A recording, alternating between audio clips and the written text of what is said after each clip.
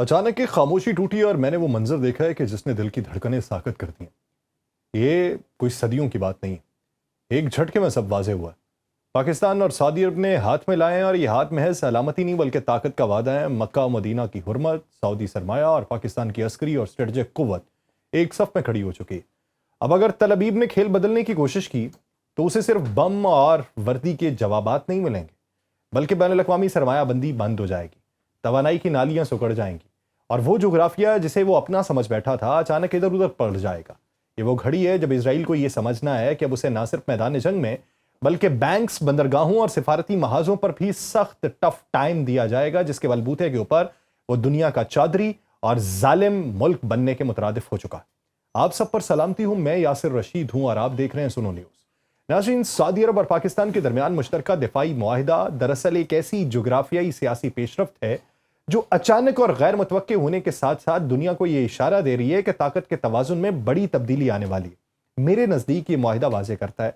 कि रियाद अब सिर्फ अमरीकी जौहरी तहफ़्फ़ुज़ पर इन्हिसार को काफ़ी नहीं समझता, बल्कि वो अपने लिए एक ज़्यादा खुद मुख्तार और मुतवाज़िन दिफाई रास्ता तलाश कर रहा है। और यही वजह है कि मैं इसे मशरक़ वस्ता और जनूबी एशिया के लिए एक नई जोग्राफियाई सियासी हकीकत की इब्तदा करार देता हूँ,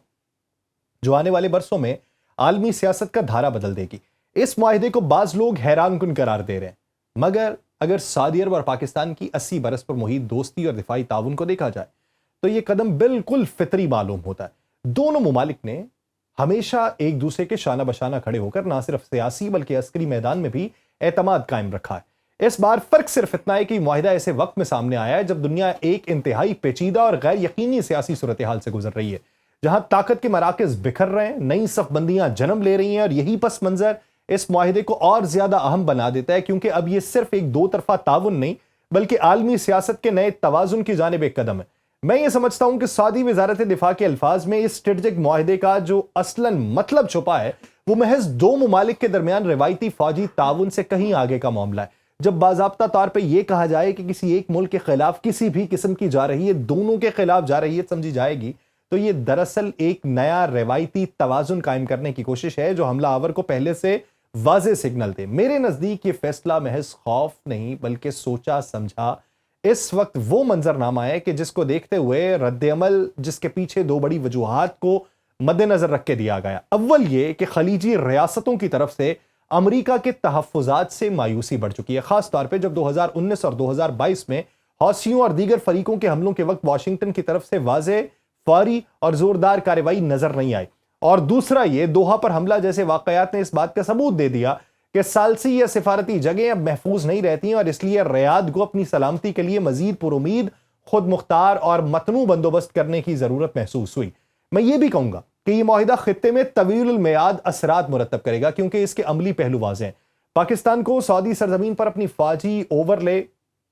को अगर देखा जाए और यह मिसाइल तैनात करने की इजाजत मिलना हो, यह सिर्फ एक तकनीकी शिक नहीं है। इसका मतलब यह है कि अब दिफाई तदारुक में एक ऐसा उनसर शामिल हो चुका है जो रिवायती फौजी ताकत के साथ साथ जौहरी और दूर बर्दी सलाहियतों को भी मंजर आम पे लेके आए। इसीलिए मैं ये महसूस कर रहा हूं कि खलीज के बड़े खिलाड़ी अब सिर्फ अमरीकी जौहरी शेल्टर या बैरूनी जमानतों पर इन्हिसार नहीं करना चाहते, बल्कि वो अपने दिफा की पॉलिसी को खुद मुख्तार बनाना चाहते हैं। इस तब्दीली का एक फौरी नतीजा ये होगा कि इजराइल और दीगर फरीक अपनी पॉलिसी साजी में शदीद एहतियात बरतने लगेंगे, क्योंकि अब किसी इकदाम के नताइज महज फौजी रद्द-ए-अमल तक महदूद नहीं रहेंगे, बल्कि वसी इक्तसादी, सिफारती और सिक्योरिटी लागतों से मशरूत हो जाएंगे। यह मुआहिदा एक कागजी कार्रवाई नहीं है बल्कि खित्ते की बदलती सियासत में एक नया मोड़ है।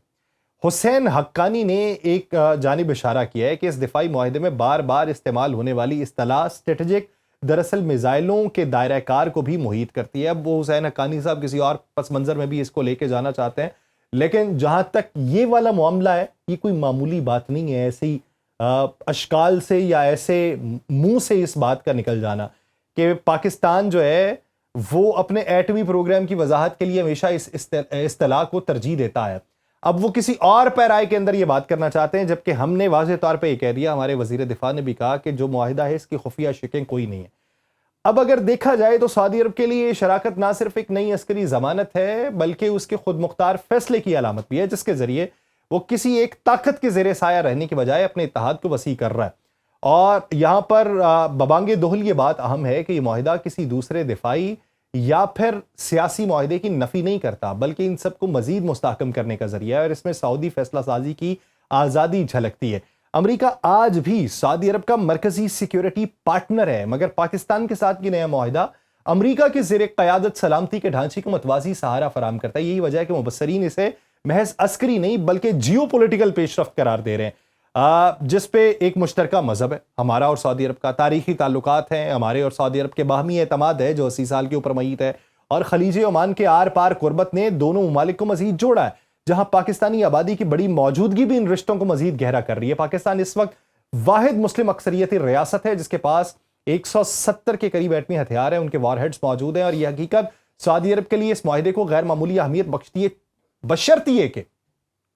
اس کے اندر باوجود اس کے کہ کوئی ایٹمی پہلو شامل نہیں ہے، معاشی پہلو کو دیکھا جائے تو یہ شراکت اور بھی گہری ہو رہی ہے۔ سعودی عرب نہ صرف پاکستان میں اپنی سرمایہ کاری کو 25 ارب ڈالر تک بڑھانے پہ غور کر رہا ہے، بلکہ معدنیات اور پیٹرولیم کے شعبوں میں بھی نئی سرمایہ کاری کے منصوبے بھی رکھتا ہے۔ سعودی فنڈ فار ڈیولپمنٹ کے ذریعے اربوں ڈالر کی سرمایہ کاری کے ساتھ ساتھ سعودی عرب پاکستان کے مرکزی بینک میں اپنے ڈپازٹ کو بھی 2 ارب ڈالر تک بڑھانے کی منصوبہ بندی کر رہا ہے۔ اس طرح یہ معاہدہ صرف دفاعی ڈھانچے تک محدود نہیں بلکہ خطے میں ایک نئے اقتصادی اور اسٹریٹجک اتحاد کی بنیاد رکھ رہا ہے، جو مستقبل میں طاقت کے توازن اور اسرائیل سمیت دیگر کھلاڑیوں کے عزائم پر بھی براہ راست اثر انداز ہو سکتا ہے۔ سعودی پریس ایجنسی کے مطابق پاکستان اور سعودی عرب کا یہ نیا دفاعی معاہدہ دراصل ان 8 دہائیوں پر محیط تعلقات کی تازہ تجدید ہے جن کی بنیاد اسلامی اخوت، تاریخی رشتوں اور مشترکہ اسٹریٹجک مفادات پہ رکھی گئی تھی۔ یہ محض کاغذی معاہدہ نہیں بلکہ اس قربت اور اعتماد کی توسیع ہے جس نے ہمیشہ دونوں ممالک کو ایک دوسرے کے شانہ بشانہ کھڑا کیا ہے۔ مبصرین بجا طور پہ یہ کہتے ہیں کہ مکہ اور مدینہ کی حرمت اور ان کے تحفظ کا عہد ہی پاکستان اور سعودی عرب کے اتحاد کا بنیادی ستون ہے، کیونکہ اس سے زیادہ مقدس ذمہ داری کوئی اور نہیں ہو سکتی۔ تاریخ پہ نظر ڈالیں تو یہ اتحاد بارہا آزمائشوں سے گزرا ہے۔ 1960 میں جب یمن کی جنگ کا سایہ سعودی سرزمین تک پھیلنے کا خدشہ ہوا تھا تو پاکستان کی فوج پہلی بار سعودی عرب پہنچی اور دفاع کا کردار ادا کیا۔ 1979 کے ایرانی انقلاب کے بعد جب خطے میں ایک نئے تصادم کا خوف پیدا ہوا تو دونوں ممالک پھر قریب آئے اور ایک دوسرے کے تحفظ کے لیے اعتماد کو مزید گہرا کیا۔ 1991 میں عراق کی جانب سے کویت پہ حملے کے بعد بھی پاکستان نے نہ صرف اپنی عسکری طاقت فراہم کی بلکہ مقدس مقامات کی حفاظت کی ذمہ داری بھی سنبھالی، جو سعودی عرب کے لیے بے حد اہمیت رکھتی ہے۔ یہ رشتہ وقت کے ساتھ ساتھ صرف مضبوط نہیں ہوتا گیا۔ 2016 میں پاکستان نے دہشت گردی سے نمٹنے کے لیے سعودی قیادت میں بننے والے اسلامی فوجی اتحاد میں شمولیت اختیار کی، جس نے عالمی سطح پہ اسلام آباد اور ریاض کی قربت کو ایک نئی جہت دی۔ 2018 تک صورتحال یہ تھی کہ پاکستان کے 1000 سے زائد افسران اور فوجی اہلکار سعودی عرب میں موجود تھے اور وہاں تربیت فراہم کر رہے تھے، جس نے دونوں ممالک کے فوجی تعاون کو ادارہ جاتی بنیادیں فراہم کی۔ اس پس منظر میں آج کا دفاعی معاہدہ محض حالیہ حالات کا رد عمل نہیں بلکہ اس تاریخی تسلسل کی توسیع ہے جس نے ہمیشہ پاکستان اور سعودی عرب کو خطے میں ایک دوسرے کا سب سے بڑا سہارا بنایا۔ کچھ تجزیہ کاروں کا یہ ماننا ہے کہ پاکستان کے دفاعی بجٹ اور جوہری پروگرام کے پھیلاؤ کے پیچھے سعودی عرب ایک ایسا خاموش کردار رہا ہے جو اسلام آباد کو وقتاً فوقتاً سہارا دیتا رہا۔ مختلف آراء ہیں، جتنے منہ ہیں اتنی زبانیں ہیں، آپ زبانوں پہ تالے تو لگا نہیں سکتے، ان کی آراء کے اوپر قدغن تو لگا نہیں سکتے، بہت سی آوازیں آتی رہیں گی، لیکن آپ کو اپنے نہج پہ دیکھنا ہے، اپنی سطح پہ دیکھنا ہے کہ آپ نے کیا کردار ادا کیا اور کسی نے آپ کے ساتھ کس طریقے کا سلوک کیا۔ عالمی سطح پہ اکثر یہ سوال اٹھتا رہا کہ اگر آج پاکستان دنیا کی واحد مسلم جوہری طاقت ہے تو اس کے سفر میں ریاض کی پوشیدہ سرمایہ کاری نے کس حد تک کردار ادا کیا۔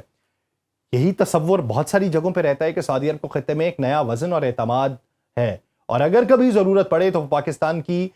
جو ہے طاقت، دفاعی طاقت، اس کے سائے میں خود کو محفوظ دیکھ سکتا ہے۔ دی اکانومسٹ نے اس نقطے کو اجاگر کرتے ہوئے یہ لکھا ہے کہ برسوں سے پاکستانی مبصرین اور سفارتکار اس دلیل کو دہراتے آئے ہیں کہ سعودی عرب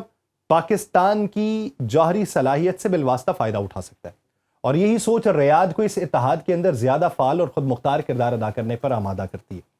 ہم تو یہ کہہ رہے ہیں کہ یہ چیزیں ہمارے پاس موجود ہیں، ہم یہ بھی کہہ رہے ہیں کہ دنیا کو ایٹمی طاقت بننے کی دوڑ سے پیچھے ہٹنا چاہیے، کیونکہ ہم نے دفاع کے عنصر کے تحت اس کو اپنی طاقت بنایا تھا۔ سعودی عرب اور پاکستان کا مشترکہ دفاعی معاہدہ دو ممالک کے درمیان تعاون نہیں ہے بلکہ ایک ایسا ماڈل ہے جو خطے کے دیگر ممالک کے لیے کشش رکھتا ہے، دفاعی صرف اعتبار سے اور کسی اعتبار سے نہیں۔ یہ معاہدہ مستقبل میں کسی بڑے دفاعی بلاک کی بنیاد بھی بن سکتا ہے جس میں مزید ریاستیں شامل ہو چکی ہیں، لیکن دفاعی محاذ پہ۔ یہ پہلو قابل غور ہے کہ خطے کے ممالک اب امریکہ کی سلامتی کی ضمانت پہ اندھا اعتماد نہیں کر رہے۔ بارہا ایسا ہوا کہ واشنگٹن نے مشکل وقت میں اپنے اتحادیوں کو مایوس کیا، اور اسی تجربے نے خلیجی ریاستوں کو یہ سوچنے پر مجبور کیا کہ انہیں اپنی سلامتی کے انتظامات جو ہیں وہ زیادہ خود مختار طریقے سے کرنا ہوں گے۔ یہی وجہ ہے کہ اب ریاض جیسا بڑا کھلاڑی مشرق وسطیٰ کا وہ پاکستان کی طرف بڑھا تاکہ ایک نئی متوازن اسٹریٹجک حقیقت قائم کی جا سکے۔ اور پاکستان کے وزیر دفاع خواجہ آصف نے الجزیرہ کو انٹرویو میں سوال کا جواب دیتے ہوئے کہا تھا کہ اگر خلیج تعاون کونسل کا کوئی بھی رکن ملک اشارہ دیتا ہے تو پاکستان بالکل اسی طرح کا معاہدہ کرنے پہ غور کرے گا جیسا سعودی عرب کے ساتھ کیا گیا۔ یہ بیان ظاہر کرتا ہے کہ اسلام آباد نہ صرف سعودی عرب بلکہ دیگر خلیجی ریاستوں کو بھی ایک مشترکہ چھتری کے نیچے لانے کو تیار ہے، اور اگر ایسا ہوا تو ایک خطے کے طاقت کے توازن کو مکمل طور پہ بدل کے رکھ دے گا، اور یہ اسرائیل کے لیے واضح پیغام ہوگا کہ اب کچھ نہیں ہونے والا۔ اب اسرائیل کو سب سے بڑا خطرہ جو ماضی میں تھا وہ اب مستقبل میں اور زیادہ بڑھتا چلا جائے گا، اور آپ بنجمن نیتن یاہو کی زبان سے بارہا پاکستان کا تذکرہ سنتے رہیں گے، اور یہ تب تک سنیں گے جب تک اسرائیل کا خاتمہ نہیں ہوتا۔ مجھے دیجیے اجازت، اللہ نگہبان۔